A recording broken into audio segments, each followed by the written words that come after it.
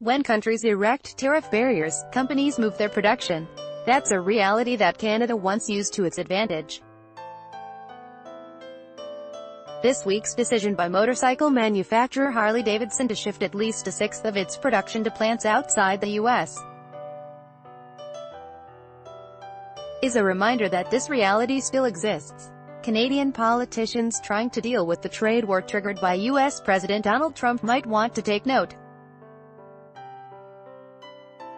After a scheduled meeting in Wisconsin was cancelled, President Trump met with executives from Harley-Davidson in Washington, D.C., in February 2017.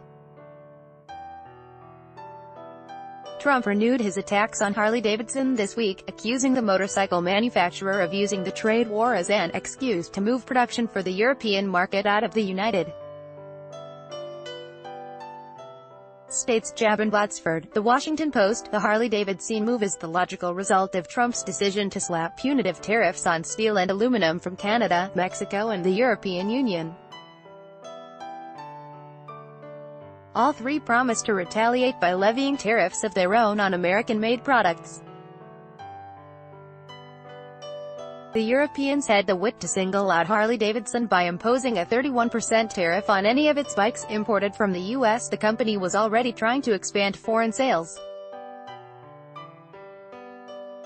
The EU is its second biggest market after the U.S. And the new tariffs, which are expected to add on average $2,200 to the price of a Harley sold in Europe, threatened its entire strategy. So Harley-Davidson announced it would do the rational thing. It would no longer manufacture in America the roughly 40,000 bikes it sells in Europe each year. Instead, it would build them in a country inside the new EU tariff wall. Article continued below. Whether that means building a new manufacturing facility in Europe is unclear. The company already assembles bikes in India, Brazil and Thailand. Theoretically, it could shift its Europe-bound production to any country that is not subject to the new 31% tariff. But the point is that it is responding to the tariff not by going out of business but by shifting production. Jobs in America will be lost, but jobs elsewhere will be gained. That's worth keeping in mind when trying to assess the effects of the new protectionism. Protection carries an economic cost. It is inefficient. But as Nobel Prize-winning economist Paul Krugman has pointed out, trade wars do not cause global recessions. He argues convincingly that even the infamous smooth Harley tariffs that the U.S. imposed in 1930 did not cause a fall-off in trade and thus the Great Depression. Rather, the reverse happened. The Depression caused a fall-off in trade. Canadians used to understand that trade protectionism could be made to work. Article continued below. Historically, we have been a trading nation, particularly when it comes to raw materials. But for more than 100 years we were also a protectionist nation that nurtured manufacturing behind a wall of tariffs. This was one of the three pillars of what former Prime Minister John A. Macdonald called his national policy. It lasted from 1879 until the Canada-US Free Trade Agreement came into force in 1989.